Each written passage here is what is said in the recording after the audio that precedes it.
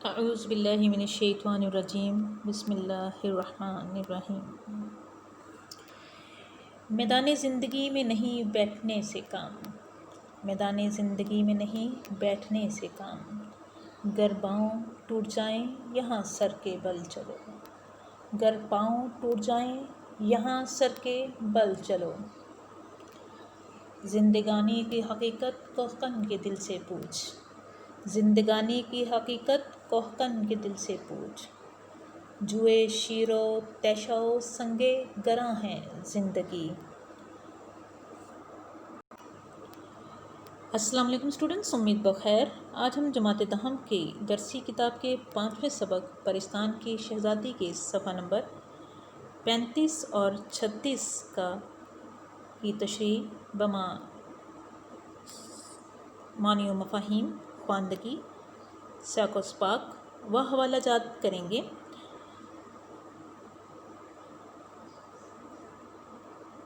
جو ہمارے سبق کی تشریح کا آخری زینہ ہے، یعنی حصہ سوم کی ابتدا ہم کر رہے ہیں۔ اسٹوڈنٹس، سبق پرستان کی شہزادی کا ماخذ دلی کی چند عجیب ہستیاں ہے۔ اس کے مصنف ہیں اشرف صبوحی۔ اسٹوڈنٹس، پہلے ہم دیکھتے ہیں کہ ہماری تشریح کا کیا طریقہ کار ہوگا۔ دیکھیے، ہم حوالہ متن دیکھتے ہیں تو سب سے پہلے سبق کا نام، پھر مصنف کا نام، پھر ماخذ، اس کے بعد ہمارا دوسرا جو اس کا حصہ شروع ہوتا ہے تشریح کا، وہ خط کشیدہ الفاظ کے معنی ہے، مشکل الفاظ کے معنی ہے۔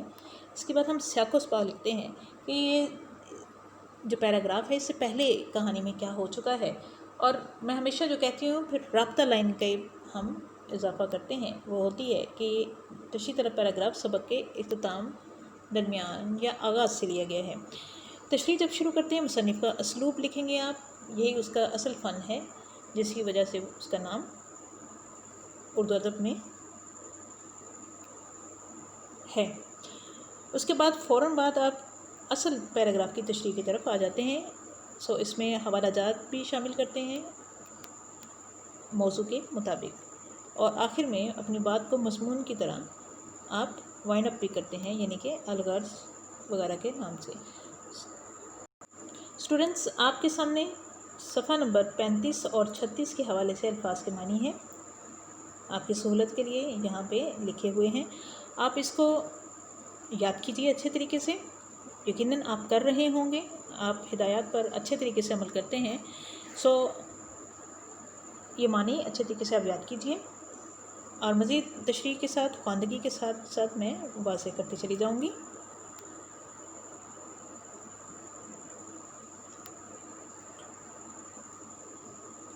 اس کو اچھے طریقے سے یاد کر لیجیے۔ آگے بڑھتے ہیں ہم۔ اسٹوڈنٹس، سبق کی تشریح کے دوران میں کچھ حوالہ جات شامل کرتی جاؤں گی، اور مزید یہ کہ جو کر چکی ہوں وہ یہاں پہ لکھے ہوئے ہیں، آپ اس کو بھی فالو کر لیجیے، ٹھیک ہے، تاکہ آپ کو ازبر ہو سکے۔ اس کو یاد کر لیا ہوگا، لیکن مزید اس کو تلفظ میں اور لفظ میں واضح کیے جا رہے ہیں، تاکہ آپ کے تلفظ میں یا لفظ میں کوئی خرابی نہ ہو، املا میں کوئی خرابی نہ آئے۔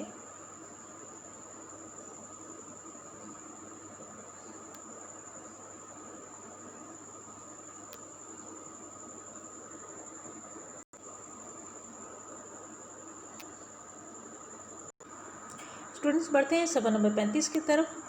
اس سے پہلے جو سیاق و سباق ہے وہ جانتے ہیں آپ، کہ سیدہ نبی کا تعارف پیش کریں گے آپ، پھر آپ بتائیں گے کہ وہ کس طرح بڑھاپے میں بے سہارا ہو گئیں، لاچار ہو گئیں، تو ان کو میر صاحب، ان کی بیگم جو ہے وہ آسرا دیتے ہیں۔ پھر اس کے بعد وہ ان کو کہانی پرستان کی شہزادی کی جو ہے پرستان کی سیر کے بارے میں باز پوچھ کرتے ہیں، پوچھ گچھ کرتے ہیں، یعنی کہ استفسار کرتے ہیں، سوال کرتے ہیں، وہ سننا چاہتے ہیں، وہ اس کو سناتی ہیں، اور پھر معاملہ یہاں تک پہنچتا ہے کہ پرستان میں پہنچتی ہیں۔ پرستان پہنچ کر وہ وہاں پہ کھانے، پھول، پتے وغیرہ کے ذریعے سے جو نئے نئے ذائقے چکھتی ہیں اس کی بات ہوتی ہے.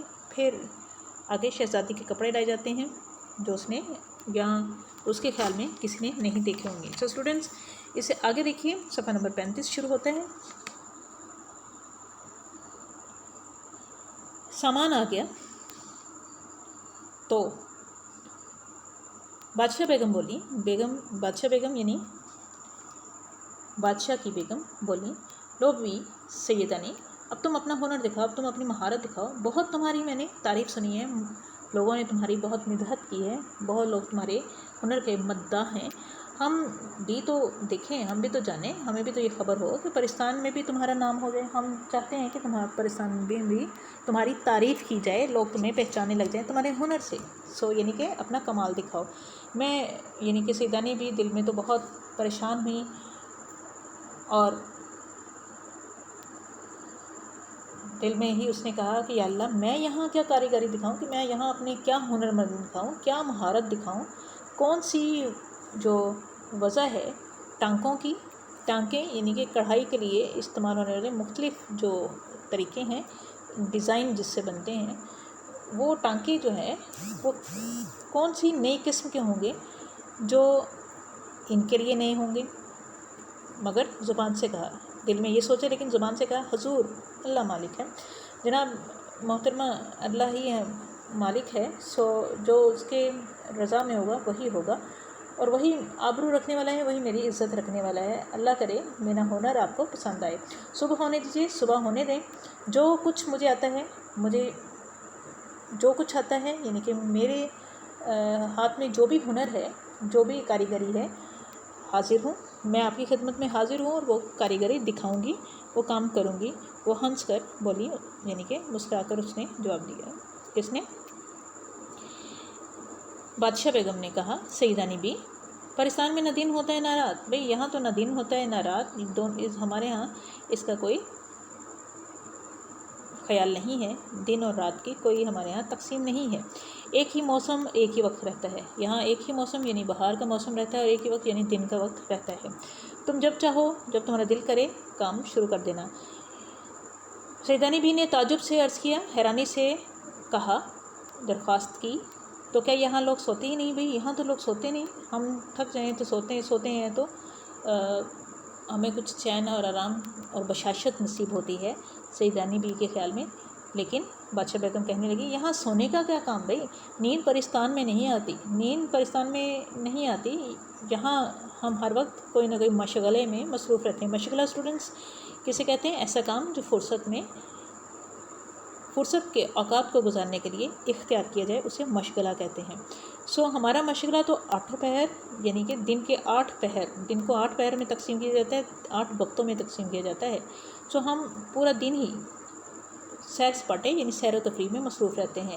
پرستان سے جی اکتایا تو دنیا والوں کے خوابوں میں چلے گئے. اب پرستان سے ہمارا پری کی دیش یعنی ہمارے اپنے دیش سے اگر ہمارا جی اوب جائے، ہم بیزار ہو جائیں، تو ہم کیا کرتے ہیں؟ ہم دنیا والے لوگوں کے، انسانوں کے خوابوں میں چلے جاتے ہیں اور وہاں کی سیر کر آتے ہیں، اور ان کو بھی ایک مسحور کن کیفیت اور دنیا دے آتے ہیں. آگے دیکھیے اگلا پیراگراف اسٹوڈنٹس. سیدانی بی کے کہتے ہیں، بہن میں نے دیکھا کہ واقعی نیند کا نام بھی آنکھوں میں نہیں ہے. ہاں آپ بالکل صحیح کہہ رہی ہیں کہ میری آنکھوں میں، اس کو بہن کے نام سے مخاطب کرتے ہوئے کہتی کہ میری آنکھوں میں بھی ابھی تک نیند نہیں آئی. اتنی میں سفر کر کے آئی ہوں اور اتنا کچھ کھا پی لیا. کھانے کے بعد تو ویسے انسان کو غنودگی ہو جاتی ہے، لیکن مجھے ابھی تک غنودگی نہیں ہوئی. یعنی میں کیلولہ کے لیے بھی نہیں لیٹنے کا میرے اندر کوئی طلب نہیں آئی. نہ پیٹ میں گرانی، نہ سر بھاری.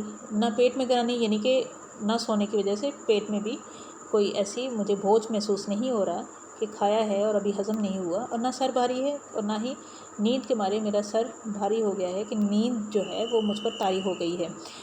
نہ انگڑائیاں، نہ جمائیاں. نہ نیند کی کیفیت کا اظہار جو انگڑائیوں سے ہوتا ہے. جسم جو ہے وہ کچھ نیند کی کیفیت میں جانے کے لیے کچھ درد کا اکڑاہٹ محسوس کرتا ہے، اس کے احساس، اس کا اظہار ہم انگڑائی سے کرتے ہیں. نہ وہ ہمارے اندر ہے، نہ جمائیاں ہیں. یعنی کہ نیند کے اثر سے جب ہم جمائی لیتے ہیں، جمائی آپ کو پتہ ہے کس کیفیت کا نام ہے؟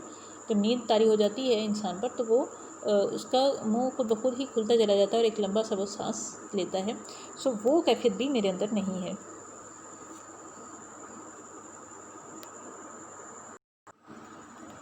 سو آگے سیدہ نبی کہتی ہیں کہ پھر میں نے سوچا کہ کیوں میں دیر کروں. قطر بیونت کا سامان تو موجود ہی تھا. قطر بیونت یعنی کہ کانٹ چھانٹ کاٹنے کا، جیسے سلائی کے لیے کانٹ چھانٹ کی جاتی ہے، کینچی وغیرہ کا استعمال کیا جاتا ہے، وہ سارا سامان وہاں موجود تھا. اللہ کا پھر میں نے نام لیا اور نام لے کر میں جوڑے یعنی کہ کپڑے کترنے لگی، کاٹنے لگی، اور اسی وقت سے سینے اور ٹانکنے کا طرح دار ٹانکنے کا لگا دیا. یعنی کہ اس کے ساتھ ہی پھر میں سینے بھی لگی، سلائی کرنے بھی لگی اور ٹانکنے بھی لگی، یعنی کہ جوڑنے بھی لگی اور کڑھائی بھی کرنے لگی. ادھر میں ایک طرف بیٹھی ہوئی اپنے کام میں مصروف تھی، ادھر میں اپنے کام میں مشغول تھی. ادھر ناچنے گانے والی پریوں کے تخت اتر رہے تھے اور وہاں دوسری طرف ناچنے گانے والی جو رقص کرنے والی پریاں تھیں ان کے تخت پر وہ بیٹھی ہوئی تھی اور وہ نیچے زمین پر اتر رہے تھے. ایک سے ایک طرح دار خوبصورت، ایک سے ایک شوق یعنی کہ خوبصورت، شرارتی، ایک سے ایک شرارتی، اپنے فن میں، اپنے ہنر میں استاد، یعنی کہ فن رقص میں استاد ماہر. نہ کانوں نے کبھی ایسا گانا سنا تھا، نہ آنکھوں نے ایسے ناچ دیکھے تھے. وہ اس طرح گاتی تھی کہ میرے کانوں نے، جب کہ میں محلوں اور قلعوں میں جاتی تھی، نہ ایسے کبھی گیت سنا تھا، نہ ہی میں نے اس طرح کے ناچ یعنی رقص دیکھے تھے. آوازیں تھیں، ان کی آوازیں کیا تھیں کہ جیسے کوئلیں مل کر کوکیں. ناچ تھا کہ ہوا میں جیسے تتلیاں اڑ رہی تھیں. اب آواز کیسی تھی؟ جیسے کوئل کی سریلی آواز ہوتی ہے، وہ جب مل کر کوک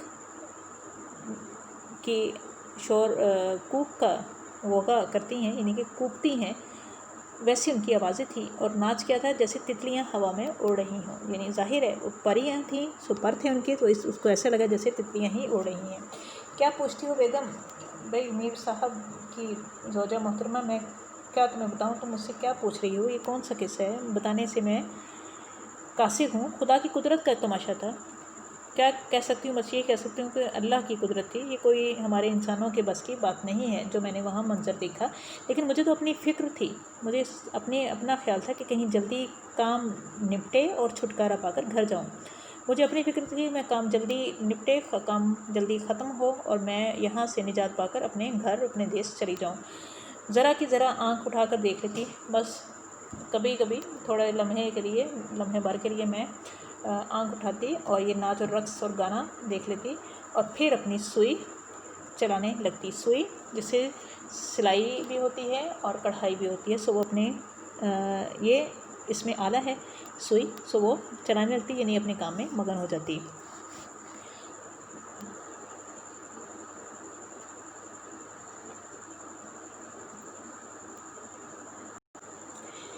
اگلا پیراگراف ہے صفحہ نمبر 35 پر، تیسرا پیراگراف. اس کی کارسازی کے قربان صدقے مشکل کشا کے. اس کی کارسازی، اس کی کاریگری کے قربان صدقے، میں صدقے جاؤں مشکل کشا کے، یعنی اللہ تعالیٰ کی یہ کاریگری ہے، میں اس کے قربان جاتی ہوں، واری نیاری جاتی ہوں. میری عقل نے، میری ہوش نے نہ ایسا کام دیا اور پہلے ہی جوڑے میں واہ واہ ہو گئی کہ ایسا کام میں نے کیا، ایسے میری کڑھائی سلائی ہوئی کہ پہلے جو کپڑے کا جوڑا تھا، کپڑوں کا جوڑا تھا، اسی میں واہ واہ ہو گئی، اشش ہو گئی. سب نے تعریف کی، تحسین کی. شہزادی کا چہرہ بھی خوشی کے مارے پھول کی طرح کھل گیا. شہزادی کا چہرہ بھی پھول کی طرح کھل گیا، یعنی کہ وہ بہت زیادہ خوش ہو گئی. اب کیا تھا؟ میرے ہاتھ پاؤں میں گھوڑے لگ گئے، یعنی کہ تیز رفتاری آ گئی. میں بہت تیزی سے کام کرنے لگ گئی. دنوں کا کام گھڑیوں میں، دنوں کا کام میں نے کچھ ساعتوں میں، گھڑیوں میں یعنی کہ ساعتوں میں، کچھ لمحات میں کرنا شروع کر دیا. کہانی بہت لمبی ہے، کہاں تک کہوں؟ جس کام کی آدمی دھن باندھ لے وہ ہو ہی جاتا ہے. دیکھیے کس قدر خوبصورت سبق دے رہے ہیں ساسد اشرف سپوہی کہ میں کہاں تک بیان کروں. جب انسان کو کام کی دھن لگ جاتی ہے، جب انسان کے دل میں کام کی لگن ہو جاتی ہے، اس کو اس کام کا شوق پیدا ہو جاتا ہے. شوق بمعنی عشق. جب انسان کو کسی کام کی لگن ہو جاتی ہے، لگاوٹ ہو جاتی ہے، تو پھر وہ کام ہو ہی جاتا ہے. کہتے ہیں نا، جہاں چاہ وہاں راہ. آخر سارے جوڑے سل بھی گئے. کیا ہوا کہ سارے جوڑے تیار ہو گئے، ٹک بھی گئے. یعنی کہ جو موتی وغیرہ لگانے کا یا گوٹے وغیرہ لگانے کا کام تھا وہ بھی ہو گئے. کتنے دن لگے یہ کون کہہ سکتا ہے، وہاں دنوں کا حساب ہی نہ تھا. بھئی اب کتنے دن لگے یہ تو دنیاوی باتیں ہیں، وہاں کا حساب پاکستان کا نہیں تھا. ہاں، اگر یہاں اتنا کام کرتی تو خدا جھوٹ نہ بلوائے میرے اکیلے ہاتھ پر 1 سال سے کم نہ لگتا. اندازہ لگاؤ تو یہ اکیلے ہاتھ، یعنی کہ صرف میں ہی کام کرتی رہتی جیسے میں نے وہاں پر کیا، تو 1 سال 12 مہینے یعنی 365 دن سے کم عرصہ نہ لگتا. اس عرصے میں ساری پریاں، خاص طور پر شہزادی، مجھ سے محبت کرنے لگی تھی. اس عرصے میں، اس اتنی مدت میں، اتنے وقت میں جب کہ میں وہاں رہی، مجھ سے شہزادی بادشاہ بیگم کی جو بیٹی تھی، جس کے لیے میں نے یہ ٹانکے جوڑے ٹانکے تھے، وہ مجھ سے پیار کرنے لگی تھی. اس کو مجھ سے انس ہو گیا تھا. خالہ سیدانی، خالہ سیدانی کہتے کہتے اس کا منہ سوکھتا تھا. ہر آنے بہانے وہ مجھ سے ملنے آتی اور ہر بار مجھے پکارتی، خالہ سیدانی کے اس سے مخاطب کرتی، اور اتنی بار وہ مجھ سے ملنے آتی، اتنی بار کہتی کہ اس کا منہ بھی کہتے ہوئے، یہ بات کہتے ہوئے منہ خشک ہوتا تھا. یعنی کہ وہ بہت زیادہ میرا ذکر کرتی تھی کہ مجھ سے میرا نام لیتی تھی. گھنٹوں میرے پاس بیٹھی رہتی اور مجھ کو سوئی چلاتے دیکھا کرتی. گھنٹوں میرے ساتھ، گھنٹوں یعنی کہ بہت وقت میرے ساتھ گزارتی اور سوئی چلاتی دیکھتی، مجھے کام کرتے ہوئے دیکھتی. تم جانو پاس رہے کا بڑا اثر ہوتا ہے. مجھ سے بھی اس کی بھولی بھالی شکل پر پیار آتا تھا، مگر دل کو کیا کرتی، یہ نگوڑا تو یہاں پڑا ہوا نہ تھا.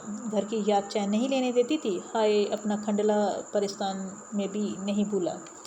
پھر وہی انسان کی جو مٹی ہے، اس کا جو خمیر ہے، دیکھیے اپنے وطن سے جو اٹھایا گیا ہے، سو اس کو نہیں بھولتا. وہ جیسا بھی ہو، چاہے وہاں بھوکا مرتا ہو، چاہے وہ جتنا مرضی مجبور اور لاچار ہو، اس کو اپنا دیس پیارا ہوتا ہے، اپنی مٹی سے اس کو انس ہوتا ہے. سو وہ بھی یہی کہتی ہے کہ اس شہزادی سے کہ بھولی والی معصوم سی شکل تھی، مجھے اس پر بھی پیار آتا تھا، اس سے بہت پیار کرتی تھی، مگر اپنے دل کو کیسے سمجھاتی. یہ نگوڑا یعنی کہ کم بخت یہاں پڑا ہوا تھا، یعنی کہ دنیا والوں میں، انسانوں کی دنیا میں پڑا ہوا تھا، یہاں لگا ہوا تھا. اس کو اپنے وطن سے پیار تھا، اپنی دنیا سے پیار تھا. مجھے اپنے گھر کی یاد چین نہیں، یعنی کہ سکون نہیں لینے دیتی تھی. ہائے ہائے، یہ حرف افسوس ہے. افسوس کے طور پر وہ کہتی ہے کہ اپنا کھنڈلا اسٹوڈنٹس جھونپڑا، معمولی سا مکان، اسے پاکستان میں بھی نہیں بھولا تھا، پاکستان جیسی دنیا میں بھی نہیں بھولا تھا، جو مسحور کن تھی، جادوئی طلسم کی طرح تھی. اگلا پیراگراف دیکھیں جو اس صفحے کا آخری پیراگراف ہے. آخر جب سارا کام ان کی مرضی کے مطابق ہو گیا، آخرکار جب سارا کام، یعنی کہ ٹکائی کا اور سلائی کا کام بادشاہ بیگم اور بادشاہ حضور اور شہزادی کے مطابق ہو گیا، ان کی خواہش کے مطابق ہو گیا، تو میں نے کہا، پھر میں نے عرض کی، میں نے درخواست کی، حضور جناب، خدا نے مجھے سرخرو کیا، خدا نے مجھے کامیاب کر دیا. مولا نے، مالک نے، یعنی کہ اللہ تعالیٰ نے میری آبرو رکھ لی، میری عزت رکھی کہ میں اپنی کاریگری دکھا سکی، اپنا ہنر دکھا سکی، اور آپ کو پسند بھی آیا. سرکار کی شہزادی کی شادی اور شہزادی کو یہ جوڑے پہننے مبارک ہوں. اب سرکار کی شہزادی کی شادی، یعنی کہ آپ کی بیٹی کی یہ شادی جو ہے وہ، اور شہزادی کو یہ جوڑے پہننے، یعنی کہ یہ جو میں نے جوڑے سلائی کیے ہیں اس کو پہننے، اللہ تعالیٰ نیک سعادت بخشے، نیک سعادت ہو، اللہ تعالیٰ اس کے لیے سلامتی سے پہننے کے قابل بنائے، وہ وقت لائے. اب لونڈی کو رخصت کیجیے، اب مجھے جو ہے وہ یہاں سے جانے کی اجازت دیجیے. بادشاہ بیگم بولی، سیدانی بھی، ہمارا جی چاہتا ہے، ہمارا دل کرتا ہے کہ شہزادی کی شادی دیکھ جاؤ، کہ تم نے اتنا محنت کی ہے اور ہم چاہتے ہیں کہ تم سے ہمیں اور ہمیں تم سے محبت ہو گئی ہے، تو شادی بھی دیکھ کر جانا، یعنی شادی میں بھی شامل ہونا. سچ کہوں میرا جی بھربھرایا، مگر سوچا کہ سیدانی دیوانی ہوئی ہے، تو خاکی آتشی زیادہ میل اچھا نہیں. جی بھربھرایا یعنی کہ دل مچلا، دل میل ہو گیا، کس بات پر، کہ وہ یہاں رک جائے. لیکن پھر سیدانی بی نے اپنے آپ کو خود ہی سمجھایا کہ دیوانی ہوئی ہے کیا، پاگل ہو گئی ہو، تو خاکی ہے، تو سیدانی بی تم تو انسان ہو، خاکی ہو، مٹی سے بنی ہو، اور یہ جو پریزاد ہیں یہ آتشی ہیں، یعنی آگ سے بنے ہیں۔ آگ اور خاک کا کوئی میل نہیں ہے، آپس میں کوئی میل نہیں ہے، کوئی بات جمتی نہیں ہے۔ ذرا سی دیر میں بگڑ بیٹھی تو جلا کر خاک کر دیں۔ اگر یہ تھوڑی سی دیر میں اگر بگڑ جائیں یا ناراض ہو جائیں تم سے پاکستان کے لوگ، تو تمہیں جلا کر راکھ کر دیں گے، تمہیں مٹی جلا کر راکھ کر دیں گے، یعنی کہ جلا دیں گے اور تم جل کر مر جاؤ گی۔ بھاڑ میں جائے، جہنم میں جائے، پاکستان اور پاکستان کی شادی، یہ پاکستان اور یہاں کی شادی۔ اسٹوڈنٹس آگے بڑھتے ہیں اگلے صفحے کی طرف، صفحہ نمبر 36 کی طرف۔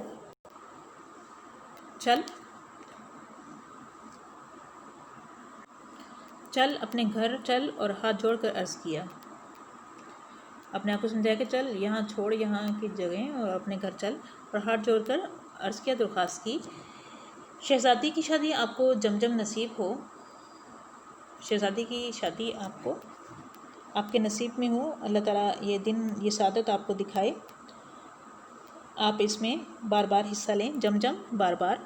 مجھے تو جانے دیجیے لیکن مجھے جانے کی رخصت عنایت فرمائیں۔ یہ سن کر شہزادی کی آنکھوں میں آنسو بھر آئے، اس کو اتنا غم ہوا کہ شہزادی کی آنکھوں میں انسیت سے آنسو بھر آئے، پانی بھر آیا۔ وہ بولی، سیدانی بھی تم کیوں جاتی ہو، ہمارا دل کڑھتا ہے، نہ جاؤ یہیں رہو۔ وہ کہتی ہے کہ نہ تم یہاں سے نہ جاؤ، ہمارا دل جو ہے وہ اس بات سے پریشان ہوتا ہے، کڑھتا ہے، پریشان ہوتا ہے، تم یہیں رہو پاکستان میں، میرے کلیجے پر چوٹ سی لگی۔ پھر یہ سن کر سیدانی بی کے کلیجے پر دل پر چوٹ سی لگی، اثر ہوا، اسے تکلیف ہوئی، دکھ ہوا، غم ہوا اس بات سے کہ شہزادی کو مجھ سے کتنا انس ہو گیا ہے۔ بڑی مشکل سے اپنے آپ کو سنبھال کر بولی، لیکن پھر اپنے ان جذبات پر قابو پا کر سیدانی بھی بولی، سیدانی تم پر واری، بھئی سیدانی کی تم کیا بات کرتی ہو، یہ سیدانی تم پر اپنی جان قربان کرتی ہے۔ بیوی تم اپنا جی بھاری نہ کرو، تم اپنا جی بھاری نہ کرو، یعنی کہ تم غم نہ کرو، تم بلاؤ گی تو 100 دفعہ آؤں گی، جب بھی تم بلاؤ گی تو میں ایک بار چھوڑ 100 دفعہ آؤں گی، یعنی کہ قطعاً نہ میں سوچوں گی اور بھاگی ہوئی آؤں گی۔ ایکا ایکی دنیا نہیں چھوٹ سکتی، ایکا ایکی یعنی کہ اچانک، ایک ہی دفعہ یکدم دنیا نہیں چھوڑ سکتی، دنیا کو یعنی کہ اپنی دنیا کو، اپنے وطن کو ہم نہیں چھوڑ سکتے، اس سے انسان کو پیار ہوتا ہے۔ مٹی مٹی میں خوش رہتی ہے، میں مٹی کی بنی ہوئی ہوں تو مٹی میں ہی خوش رہوں گی، پاکستان سے میرا کیا تعلق۔ شہزادی تو کچھ خفا اور کچھ رونقتی سی ہو کر اٹھ گئی، شہزادی تو کچھ خفا، ناراض اور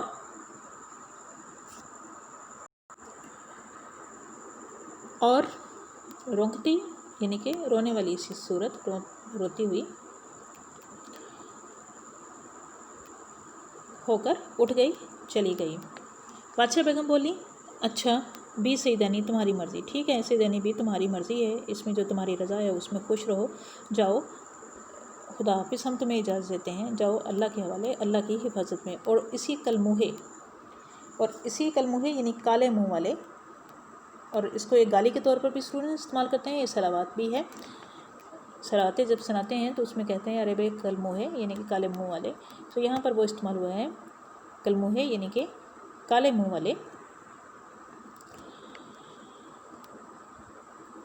یعنی بکر گدھے کو حکم دیا، بکر گدھے کو، بکرے اور گدھے کی آمیزش والے کو حکم دیا کہ سیدانی بی کو ان کے گھر پہنچا دیں، جیسے لے کے آئے تھے ویسے ہی ان کو گھر پہنچا دو، خبردار مطلع رہی ہو، جو راستے میں کسی قسم کی شرارت کی، کوئی شرارت یا شیطانی راستے میں نہیں کرنی، اور دیکھو جو انعام و اکرام سیدانی بی کو بادشاہ نے دیا ہے وہ سب پالکی میں رکھ لینا۔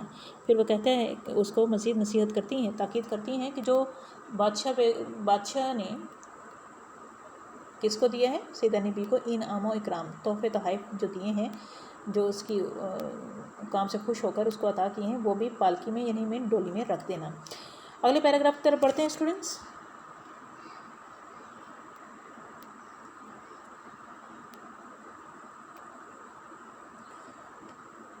دل میں خوش اور ظاہر میں بسورتی ہوئی، دل میں جو سیدانی بی تھیں وہ بہت خوش ہو گئیں اور لیکن اپنی ظاہری صورت میں وہ بسورتی ہوئی یعنی روتی ہوئی صورت بنا کر وہاں سے رخصت ہوئیں، یعنی کہ وہاں سے انہوں نے جانے کا جو عقد کر لیا تھا، قصد کر لیا تھا، اس پر عمل پیرا ہو گئیں اور وہاں سے رخصت ہو گئیں، چلی آئیں۔ وہی پری ذات جو مجھے پالکی سے اتار کر لائی تھی، وہی پری ذات یعنی کہ پری کو اولاد جو مجھے پالکی سے ڈولی سے اتار کر لائی تھی، یہاں لے کر آئی تھی پرستان میں، ساتھ لے کر چلی، وہی مجھے ساتھ لے کر چل پڑی جانے کے راستے کی طرف۔ پھاٹک کے باہر پالکی موجود تھی۔ پھاٹک یعنی کہ بڑے دروازے کے باہر پالکی ڈولی موجود تھی اور مردوں کی سی وضع کا آدمی پاس کھڑا تھا۔ مردوں کی سی وضع کا یعنی کہ وضع قسم ساخت بناوٹ کا آدمی شخص وہاں قریب کھڑا تھا۔ میں پالکی میں بیٹھی، میں ڈولی میں بیٹھی اور دم کے دم میں یعنی تھوڑی ہی دیر میں پالکی ہوا سے باتیں کرنے لگی، ڈولی ہوا سے باتیں کرنے لگی، یعنی کہ بہت تیز رفتاری سے سفر طے ہونے لگا۔ پالکی میں بیٹھ کر میں نے ادھر ادھر دیکھا کہ وہ جو پرستان کے بادشاہ نے انعام اکرام دیا ہے کہاں ہے۔ ادھر دیکھا، اپنے ارد گرد تلاش کیا، دیکھنے کی کوشش کی، اندھیرے میں کیا نظر آتا، اندھیرے میں اب کیا نظر آنا تھا، کچھ دکھائی نہیں دے رہا تھا۔ ہاتھوں سے ٹٹولنا شروع کیا۔ ٹٹولنا اسٹوڈنٹس کہتے ہیں ہاتھوں کی نظر سے دیکھنا۔ ہاتھوں سے میں نے محسوس کرنے کی کوشش کی کہ وہ کہاں پہ ہے۔ ایک کونے میں بہت سے کنکر پتھر معلوم ہوئے، ایسے لگا جیسے ایک کونے میں بہت سے کنکر اور پتھر پڑے ہوئے ہیں۔ جل گئی یعنی کہ بہت غصے میں آ گئی کہ موئے جنات تھے نا، یہاں بھی دغا کیا۔ موئے یعنی کہ مر جانے والے، جنات تھے، جن تھے نا، اس لیے دیکھو تو یہاں پہ بھی مجھے دھوکہ ہی دیا۔ یہ ان کے گھر کا انعام اکرام ہے، کہ بھئی کنکر اور پتھر بھر کے دے دیے مجھے۔ خیر جان بچی لاکھوں پائے، چلو چھوڑو، میری جان بچ گئی سو میں نے لاکھوں پائے، جان بچی سو لاکھوں پائے، یہ بھی ایک محاورہ ہے۔ خیریت سے گھر پہنچ جاؤں تو جانوں بڑا انعام پایا، اور چپکے ایک ایک کر کے وہ کنکر اور پتھر پردے کی جھری میں سے پھینکنے شروع کر دیے۔ اس کے سیدانی بی کے خیال میں اگر میں گھر پہنچ جاؤں تو یہی سب سے بڑا انعام ہے میرا، شکر ہے پریشان سے جان چھوٹی، سو اپنی دنیا میں آؤں گی، سو یہی میرے لیے انعام اکرام ہے۔ پھر کیا کیا سیدانی بی نے؟ چپکے دھیرے دھیرے اس نے خاموشی سے کنکر اور وہ پتھر اٹھائے اور پردے کی جھری سے سوراخ سے باہر پھینکنے شروع کر دیے۔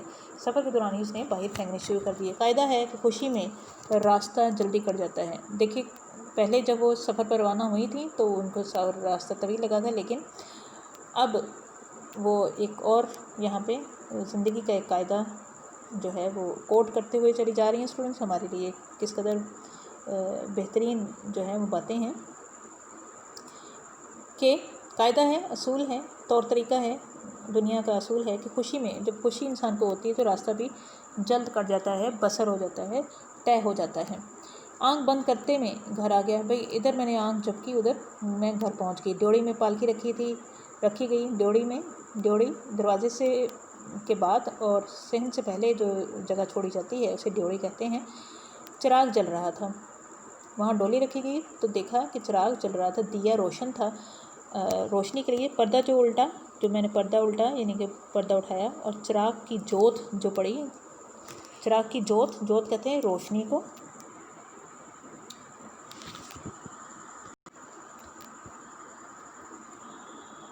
جوت پڑی تو یعنی کہ روشنی پڑی تو کیا دیکھتی ہوں تو مجھے کیا نظر آتا ہے کہ جنہیں میں کنکر پتھر سمجھ رہی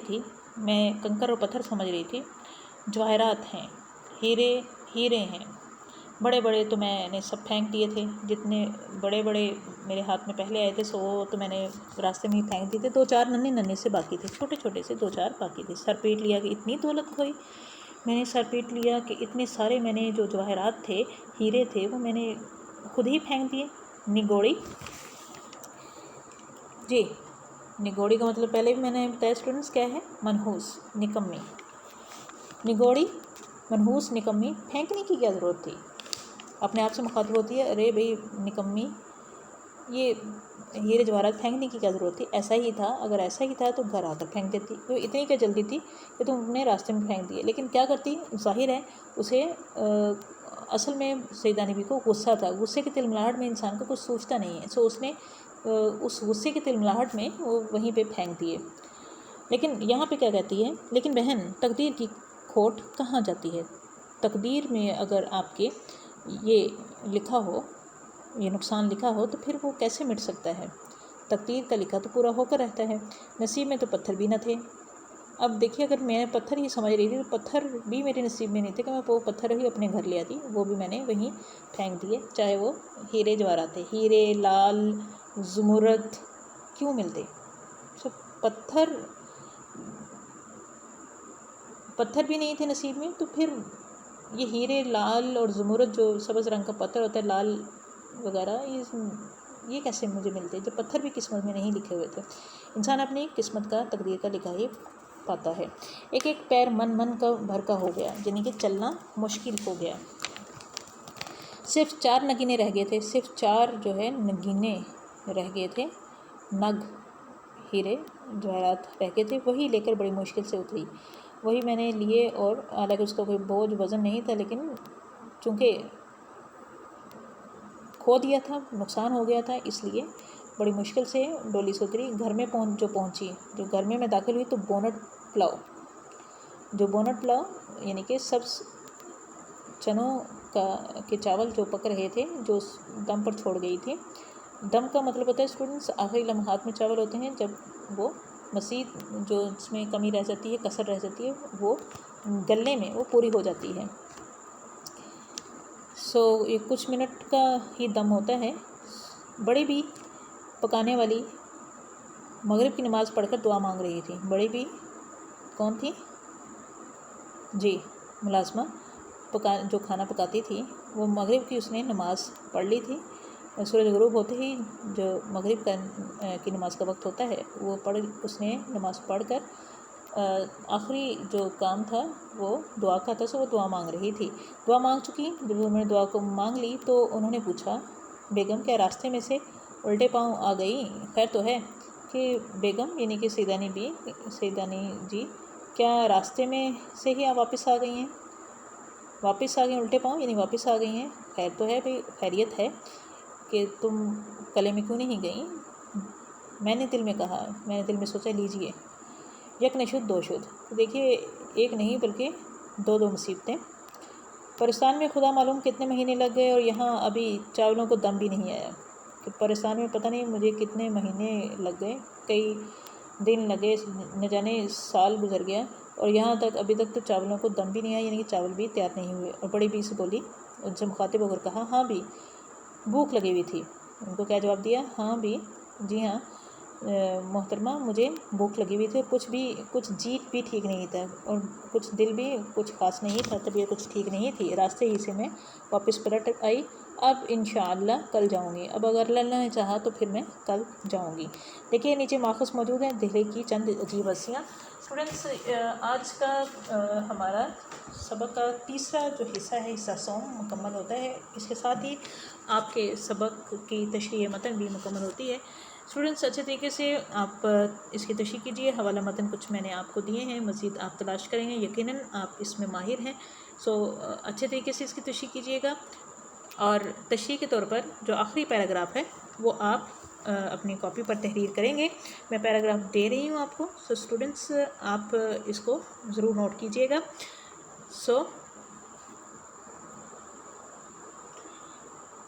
جو آپ کا تفویضی کام ہے وہ کیا ہے؟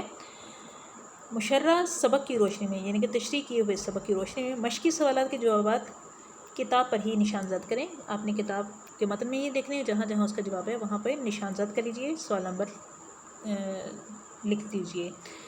آپ استاد کی رہنمائی کی روشنی میں خود بھی تشریح کریں گے، ٹھیک ہے؟ خود تشریح کریں گے، رف رجسٹر لے لیجئے، اور وہاں پہ آپ ہر ایک پیراگراف کی تشریح کرتے ہوئے حوالہ متن، سیاق و سباق وغیرہ لکھتے چلے جائیے۔ میں نے آپ کو گول دے دیا ہے، سیاق و سباق کیسے لکھتے ہیں، یقیناً آپ اس کو سہولت کے ساتھ کر سکیں گے۔ والسلام، مس سدرا ثنا۔